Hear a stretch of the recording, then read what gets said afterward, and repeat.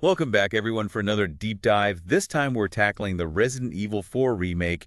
And yeah, we're going all in on this one. We're dissecting the Wikipedia article you guys send in and really trying to understand what makes this remake tick. Well, it's no small feat, right? I mean, you're No. talking about remaking a game that's practically heralded as a masterpiece in the survival horror genre. Oh, totally. I mean, even thinking back to when the remake was first announced, there was this wave of excitement, but also this undercurrent of don't you dare mess this up. Right, like a cautious optimism. Exactly. And from what I've read, Capcom definitely picked up on that vibe.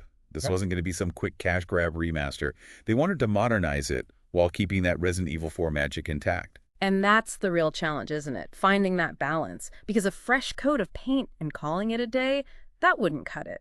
Not for a game like this. Fans want something that feels both familiar and new at the same time. It's a tough needle to thread. Absolutely. So let's dive into some of the major changes, and I think a good place to start is the gameplay, because it sounds like they really overhauled things this time around. Yeah, one of the biggest changes that'll hit you right away is the camera. They've ditched the fixed camera angles from the original. You mean those classic, but let's be honest, sometimes frustrating fixed cameras. Those are gone. Now you've got that over-the-shoulder third-person perspective that's become, well, kind of a staple for Resident Evil games in recent years. Think like RE2 and 3 remakes. And I'm guessing that completely changes how the game feels.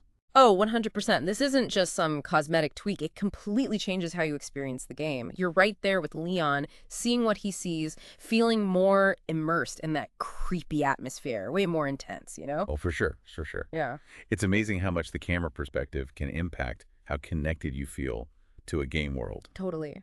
And speaking of feeling connected, we got to talk about the combat. Hmm. That got a huge revamp too. Like, remember how in the original you were basically a sitting duck when you aimed your weapon? Oh, yeah, try to line up those shots while shuffling around like you were stuck in mud. We'll say goodbye to that. But Now you can move and shoot at the same time. no more awkward shuffles. That's huge. It adds so much more to the combat encounters, makes things more intense, more strategic. You got to be on your toes constantly. And and speaking of being on your toes, let's not forget about everyone's favorite, the knife. Good old reliable. I bet it still comes in handy for those close calls. You bet it does, but they've given it a serious upgrade in the remake. You can still use it for those up close and personal moments, but now it also plays a major role in parrying enemy attacks. Oh, wait. Parry. Like deflecting blows and stuff? Yeah, like a total badass. It adds a whole other layer to the combat. Master those parries, and you can really turn the tables on those Ganados. Okay, that sounds insanely satisfying, I gotta admit. But there's got to be a catch, right? There's no way they made it that easy. You're catching on. The trade-off is the knife can now break. Yeah, so it's like this constant risk-reward dilemma. Do you risk a parry knowing it could be your last? Or do you play it safe? Wow. Talk about upping the tension. Yeah. And speaking of tension, we got to talk about Ashley. She's always been a bit of how do I put this? A point of contention among fans, Yeah, she's definitely a character people have strong feelings about. to say the least. Some might even say those escort missions in the original, well, they were more frustrating than frightening at times. But it seems like the developers really took those criticisms to heart because from what I've read, Ashley's gotten a serious makeover in this remake. Oh, is that right? So no more shoving her in a corner and hoping for the best. Sounds like they went beyond just tweaking her AI, which, by the way, they totally did. No more of that annoying health bar micromanagement. They actually put a lot of work into fleshing out her character, making her feel like a more well-rounded person and less of a damsel in distress. Okay, I got to say I like the sound of that. Yeah, she's supposed to be a young woman thrust into this insane situation, right? It makes sense that she wouldn't just take it all in stride like Leon. Exactly. I mean, talk about traumatics. I'm actually really curious to see how they handled her character arc in this remake. But before we get too far ahead of ourselves, there's another big aspect of the game that's gotten people talking, and that's the voice acting. The Wikipedia article even mentions some controversy surrounding it, especially when it comes to a certain red dress-wearing spy. You mean Ada. Yeah, she's a fan favorite for sure, so any changes to her character, especially her voice, were going to be scrutinized. Right. I mean, those Yeah. small details can make a huge difference. So what did they change? Well, in the Japanese version, they actually kept the voice actress from the Resident Evil 2 remake, so there's some nice continuity there. But for the English dub, they decided to recast her. Ada is now voiced by Lily Gao. You might recognize her from that recent Resident Evil movie, Welcome to Raccoon City. Interesting. So they went with a fresh voice for the English dub. Yeah, I can definitely see how that decision might ruffle some feathers within the fandom. It's interesting, right? Because they were thinking about how to keep things consistent with the RE engine remakes, but then also maybe appeal to a new audience. It's a tough call. Absolutely. And Ada Wong, with her whole mysterious vibe and memorable lines, well, her voice is almost as iconic as her character design at this point. But before we get too lost in the weeds of Ada's vocal delivery, let's shift gears a bit and talk about the heart of any good remake, and especially a horror game, the story. Because what good is a fresh coat of paint if the story's not up to par, right? When you're talking about reimagining a classic, Yeah. it's not just about, like you said, new graphics, new gameplay. It's also about how they're going to make the story work, how they're going to freak us out all over again. Exactly. And the developers definitely knew that. They weren't content with just recreating the scares from the original. They wanted to crank up the horror. Make it stick with you even more. Exactly. So how did they do that? Well, for starters, they really dove into the atmosphere, made it a lot darker and more intense. Okay, but what does that actually look like in the game? How they actually pull that off? Think about it. Tech's come a long way since 2005. We've got way more tools now to create those immersive, creepy environments, and they use them all. Redesigned visuals, lighting, character models, everything. Yeah, it's those little details that really get to you in a horror game. 100%. That's what creates a real sense of dread, keeps you on edge. Like, the environments are more claustrophobic now, the lighting's way more effective at building suspense, and don't even get me started on the enemies. Oh, come on, give me a little something. What do they do? Let's just say they look way more, how to put this? Grotesque. Yeah, let's go with grotesque. They definitely leaned into the whole unsettling vibe. So they really went all out with the visuals to create this more intense experience. But visuals are only part of it, right? Especially when it comes to the story and Leon and Ashley and how that whole dynamic plays out. Right, and that's where the changes to Ashley come in. They really wanted to deepen her character this time around. You know, in the original, she was often seen as kind of helpless, the damsel in distress that Leon had to constantly save. Oh, yeah, I remember. And sometimes it felt like she was going out of her way to get into trouble. Totally. So they made a conscious effort to change that perception in the remake. Gave her more agency, more personality. She doesn't just react to things now, she acts.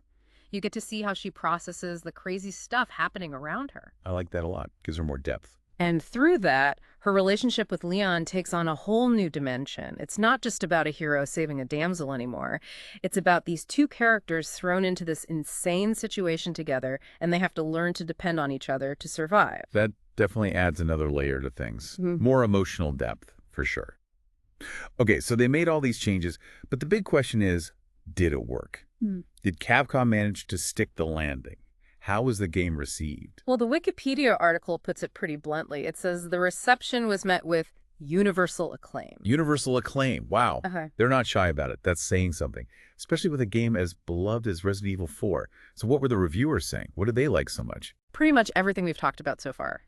Critics were blown away by how well they modernized the gameplay, especially the camera, the combat, the new parry system with the knife.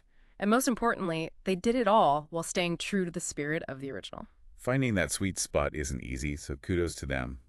But it sounds like it wasn't just the gameplay that impressed people. Not even close. The improved visuals, the way they ramped up the horror atmosphere, the deeper dive into the story, all of it got high marks.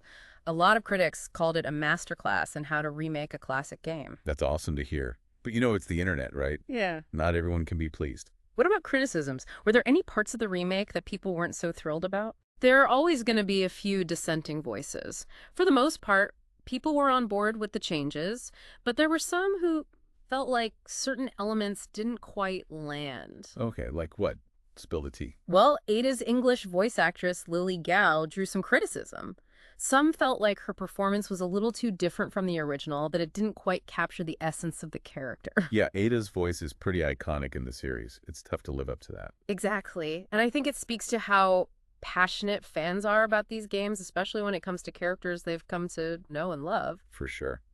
Were there any other big criticisms? You know, this one's kind of predictable, but the microtransactions also rubbed some people the wrong way. Yeah, that's fair. Yeah. I mean, it's understandable that people wouldn't be thrilled about seeing microtransactions in a full-priced remake of a classic. And that's a whole other can of worms, isn't it?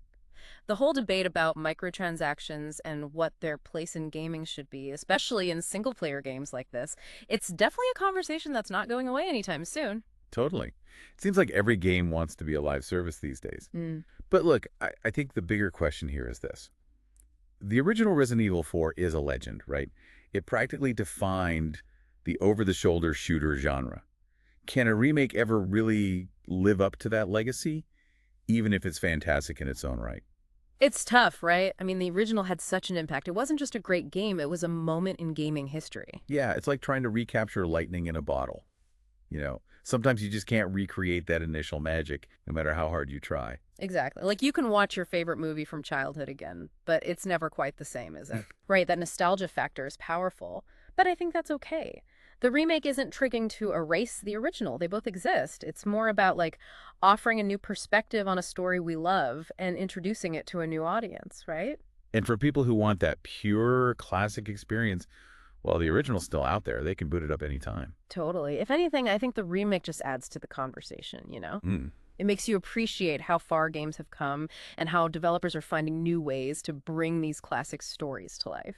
It really makes you think about the future of Resident Evil, doesn't it? I mean, this remake did so well.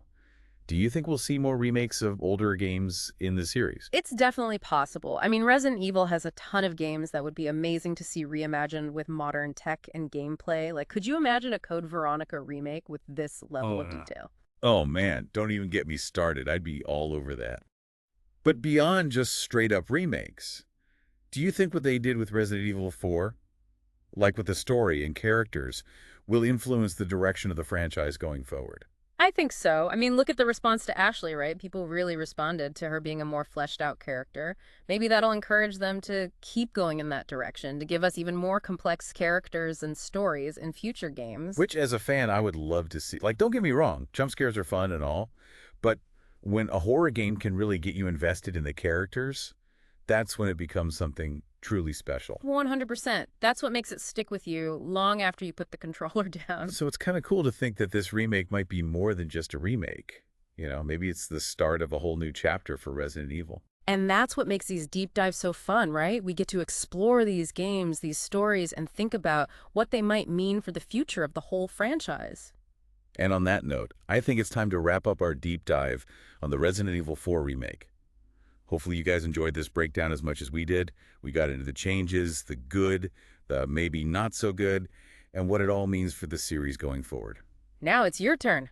Go check out the game if you haven't already, compare it to the original, see what you think. Maybe you'll even come up with your own theories about what's next for Resident Evil. Until next time, everyone, happy gaming.